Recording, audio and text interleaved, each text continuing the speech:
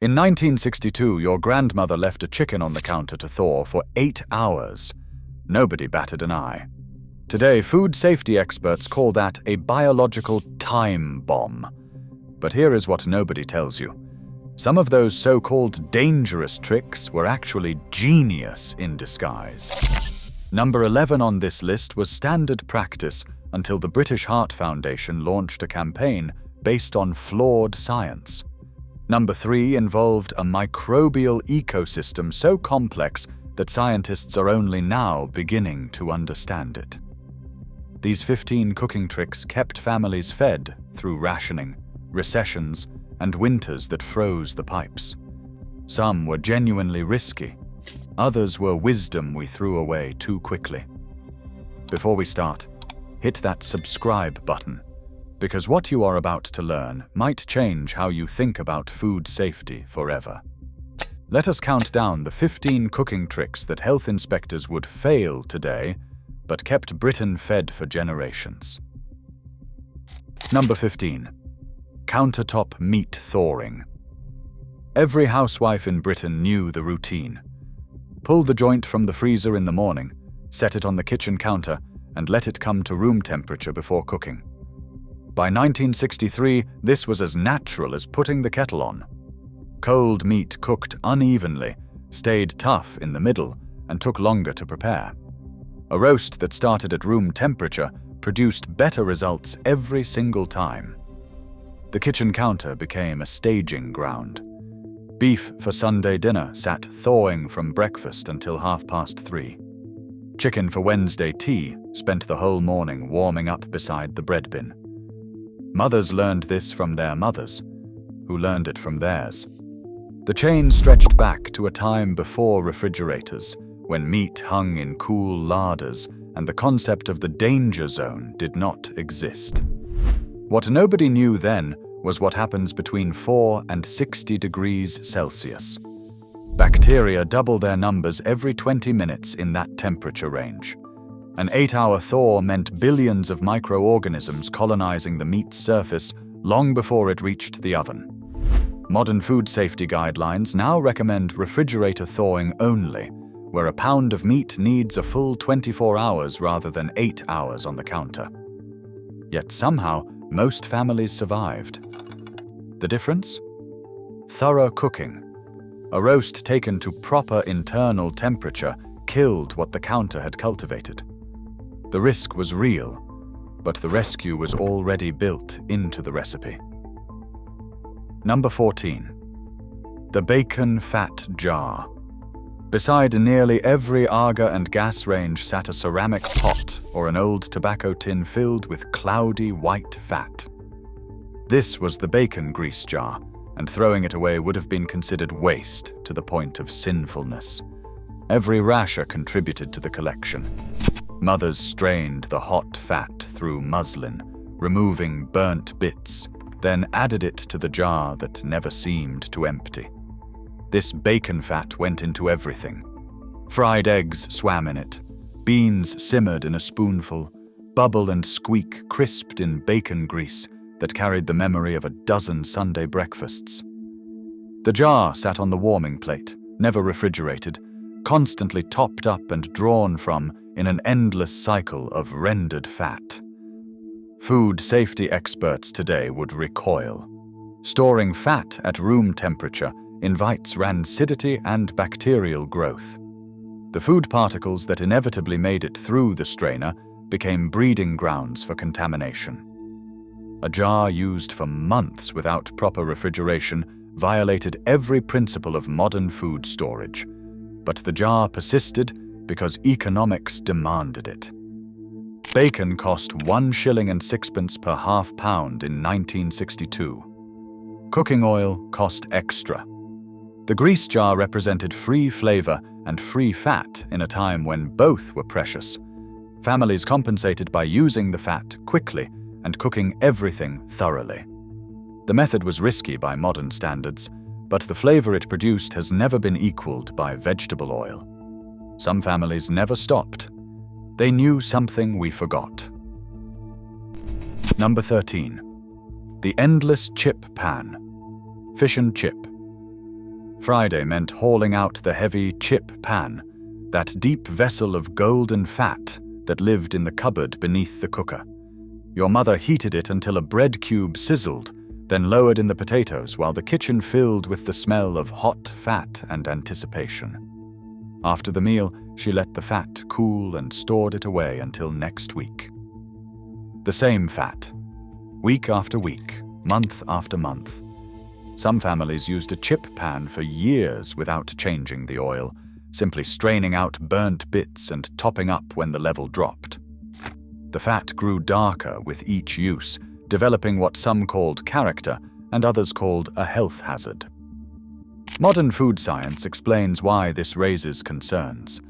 Each heating cycle breaks down fat molecules, creating lipid degradation products including aldehydes and free radicals linked to inflammation, cardiovascular problems, and even cancer risk. Reused oil reaches its smoke point faster with each cycle, releasing toxic fumes into the kitchen air. Yet the chip pan endured, because nothing else produced chips like that.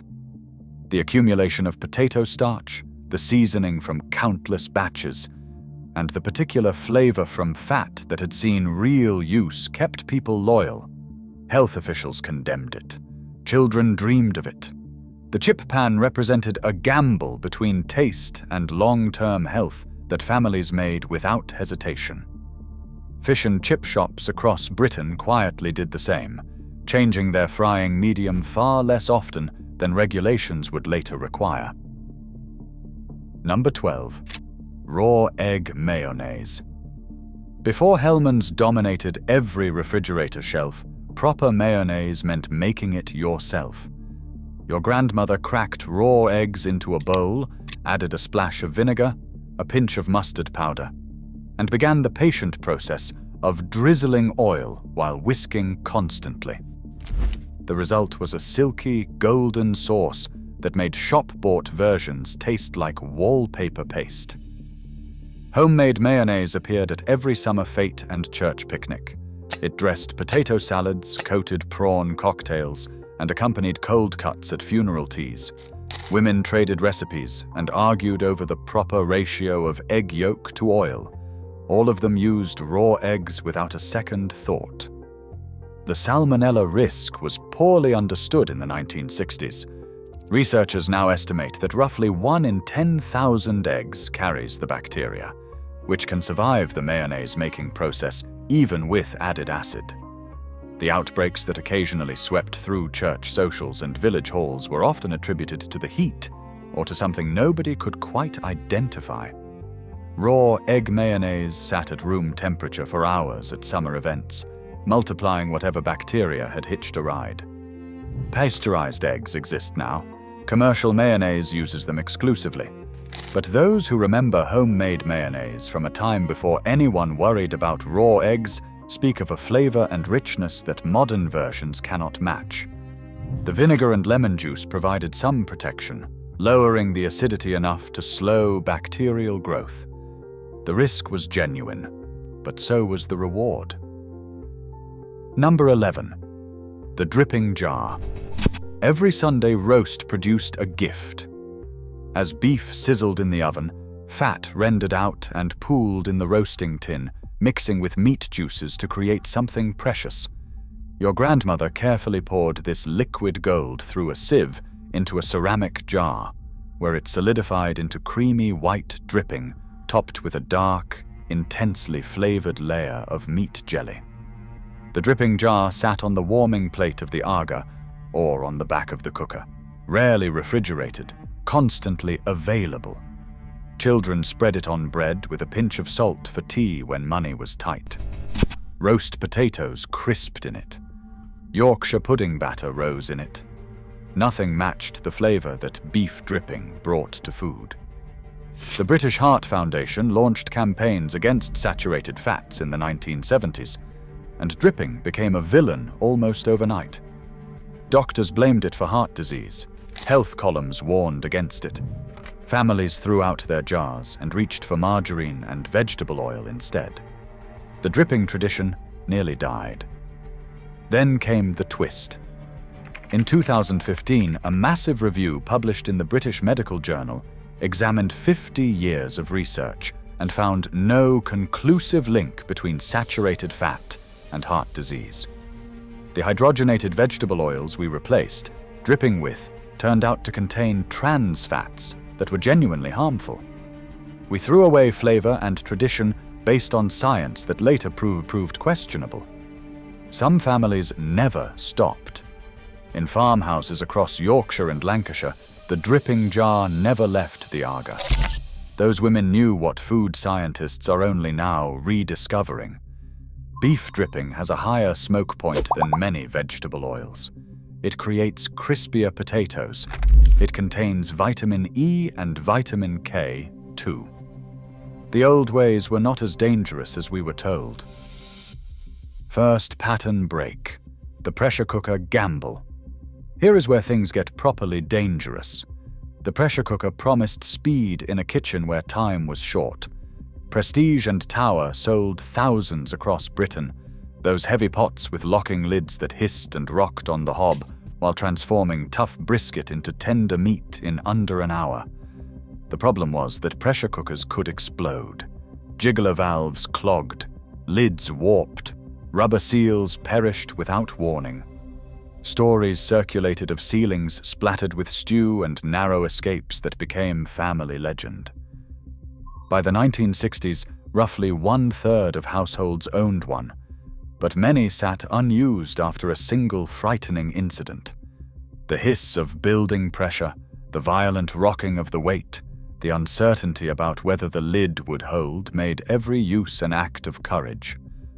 Modern pressure cookers feature multiple safety mechanisms, but the original versions were different.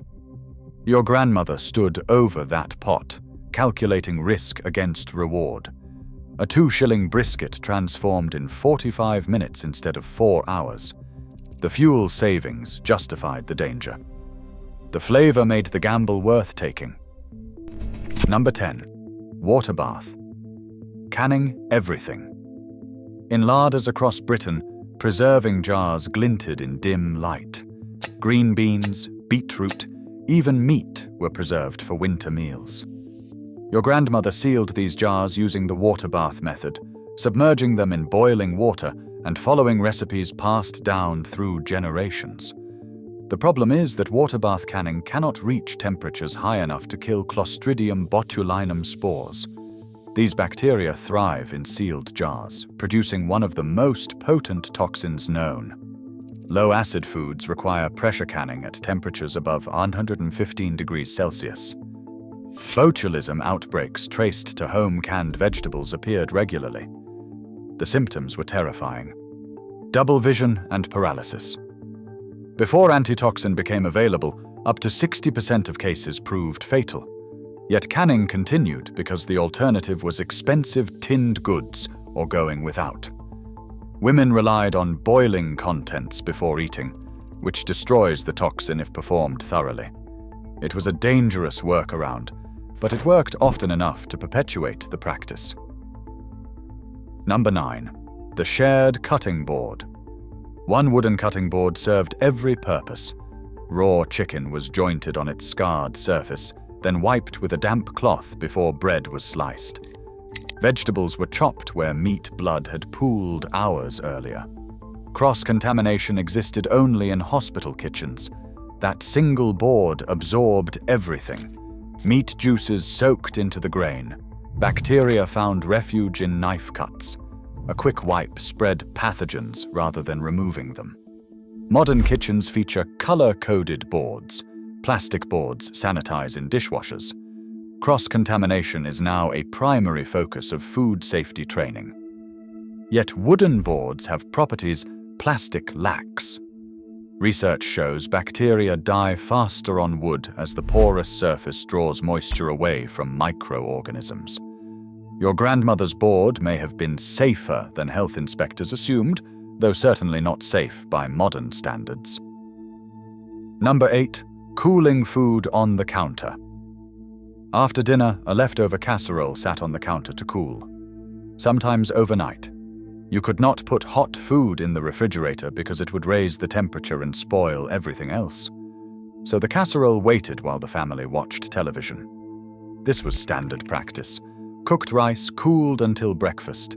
Soup stayed out until the pot was cool enough to handle. Meat pies rested overnight before being refrigerated. Bacteria grow rapidly in cooked food between 4 degrees Celsius and 60 degrees Celsius.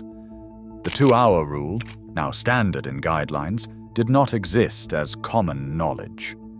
Various pathogens had hours to multiply on kitchen counters. Modern refrigerators handle warm food without difficulty.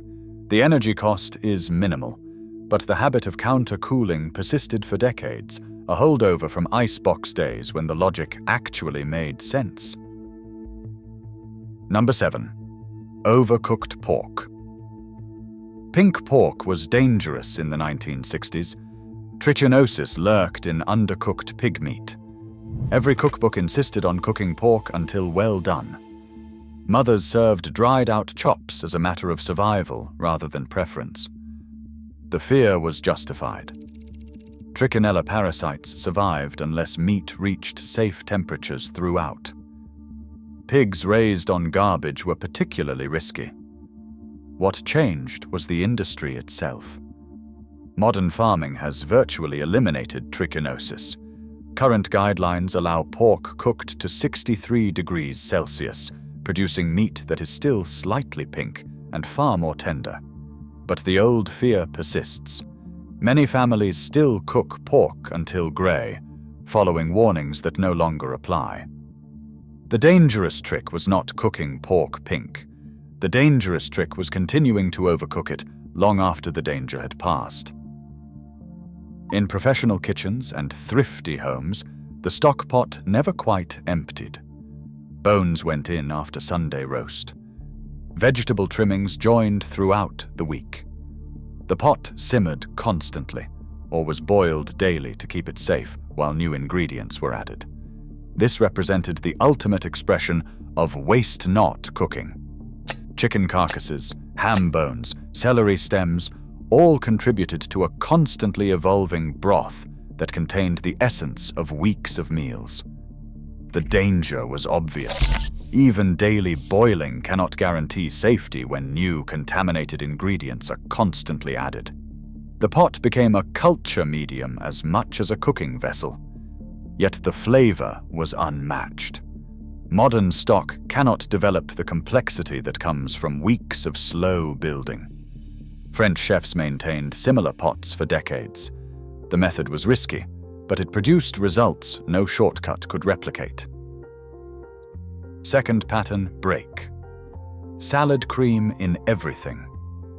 Here is where things get clever rather than dangerous. Heinz salad cream was not just for salads. Your grandmother used it as a secret ingredient in cakes, substituting for eggs and oil in one simple pour. The recipe spread through Women's Institute meetings because it actually worked. Salad cream is pre-emulsified eggs and oil, exactly what cake batter needs, in a form that distributes perfectly. A sponge made with salad cream stayed moist for days and had a velvety texture that improved overnight. But here is what Heinz did not want you to know. They hired consumer psychologists to study why women felt guilty using shortcuts. The solution was advertising that positioned products as helping busy mothers. Women forgot that a simple roux took 3 minutes. They bought expensive products containing ingredients worth a fraction of the price. The salad cream trick was clever, but the guilt surrounding it was manufactured to sell more tins. Number 5. The meat safe. Before refrigerators became common, the meat safe hung in larders across Britain. This perforated tin box kept flies away from joints that hung at ambient temperature, sometimes for days. Beef aged there. Game birds hung until properly high. The meat safe relied on air circulation and the preservative properties of salt and smoke. Fresh meat did not survive long, but cured products could last weeks. Summer heat tested every household's storage. Meat that turned was trimmed and cooked thoroughly or discarded. Modern food safety requires meat to be kept below 4 degrees Celsius.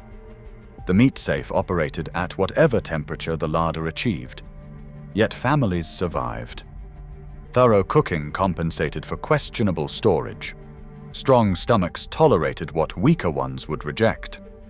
The meat safe represented a different relationship with food, one where slight spoilage was managed rather than avoided entirely. Every 1960s cookbook instructed cooks to wash chicken under running water before cooking. Rinse away surface bacteria. Start with a clean bird. Mothers across Britain ran cold water over chicken, then patted it dry with tea towels before seasoning. The practice was worse than useless. Running water splashes bacteria across a radius of 3 feet, contaminating sinks, worktops, and taps. The tea towel became a bacterial transfer medium that might touch bread minutes later. Washing chicken spread pathogens rather than removing them. Modern guidelines explicitly warn against washing poultry. Cooking kills surface bacteria far more effectively than rinsing. Your grandmother was following expert advice that turned out to be exactly wrong. Number 3. The bread bin ecosystem. The bread bin was never truly clean. Crumbs accumulated. Mold spores from one loaf remained for the next. The bin developed its own microclimate, where bread stayed softer, but mold grew faster. Your grandmother wiped it occasionally with a damp cloth, spreading contamination rather than eliminating it. Modern food safety would require regular sanitization. The darkness that kept bread fresh also created ideal conditions for fungal growth. Visible mold represents only a fraction of the contamination present. But the bread bin had unexpected benefits. The stable environment slowed starling compared to refrigeration. The microbial ecosystem was not entirely harmful. Some bread bins created conditions similar to controlled environments used for starter cultures. The mold trimmed away had cousins responsible for blue cheese and penicillin. Not all contamination is created equal. Number 2. Reusing marinade. That dish of marinade the raw chicken had soaked in went right back into service. Mothers brushed it over cooking meat, used it as a sauce base, or saved it for the next batch. The flavor it absorbed made it better, in the kitchen logic of the time. Raw meat marinade contains whatever bacteria were present on the surface, now swimming in liquid that cannot easily reach safe temperatures once spread thin. Brushing it over cooking meat in the final minutes did not provide enough heat to kill pathogens. The salmonella risk was significant. Cross-contamination from marinade caused countless unidentified food poisoning incidents attributed to summer heat or mysterious stomach bugs. Modern practice requires discarding marinade or boiling it thoroughly. The flavor loss is real, but so is the safety gain. Your grandmother's technique produced delicious results and occasional consequences. Nobody connected to their true source. Number 1. Leftovers without limits. In the 1960s kitchen, food did not have expiration dates. Leftovers were assessed by smell, taste, and visual inspection. If it looked all right and smelled all right, it was all right. This philosophy extended the life of cooked food far beyond modern recommendations. Roast beef from Sunday might appear in sandwiches through Wednesday. The remnants of a casserole could survive a week of repeated reheating. Cooked rice lasted until it showed visible mold. The refrigerator was a preservation tool with unlimited power in the household imagination. Modern guidelines give cooked food 3 to 4 days maximum in the refrigerator. Many pathogens produce no obvious smell or appearance changes before reaching dangerous levels. Toxins produced by certain bacteria remain harmful even after reheating kills the organisms that produced them. Bacillus cereus in rice is a particular concern, as the toxins it creates survive reheating. Yet families stretched food because they had to. Waste was morally repugnant to a generation that remembered rationing. If it did not make you ill yesterday, it would not make you ill today. The repeated small exposures may have even provided some immunity that modern sanitized diets lack. Or they may have caused chronic health issues that were never connected to their dietary source. The dangerous trick was not any single practice, but a complete philosophy of food management that prioritized thrift over caution. Your grandmother survived it. Her children survived it. But survival is not the same as safety. And we cannot know how many illnesses resulted from kitchens where food had no expiration date. Here is my challenge to you. Not to try these tricks, most of which deserve their dangerous reputation, but to ask yourself which ones were truly hazardous and which ones we abandoned too quickly. The dripping jar. Modern research suggests we may have been wrong about saturated fat all along. The pressure cooker. Current versions are demonstrably safe and produce results no other method can match. The wooden cutting board. Studies show it has antibacterial properties we did not understand. Your grandmother was not ignorant. She was operating with different information, different resources, and different priorities. Some of her methods were genuinely risky. Others were wisdom we discarded on the advice of food companies who wanted us dependent on their products. Tell me in the comments which trick surprised you most. Tell me if your grandmother did any of these. Tell me if you still keep a dripping jar beside the aga, because some traditions are worth preserving despite what the experts say. Because here is the truth about dangerous cooking tricks. The real danger was not knowing why we do things. Your grandmother knew why. She understood the risks and the rewards. She made informed choices based on her circumstances. These were not just cooking tricks. They were wisdom that food companies spent millions to make us forget. Your grandmother knew. Now you know too.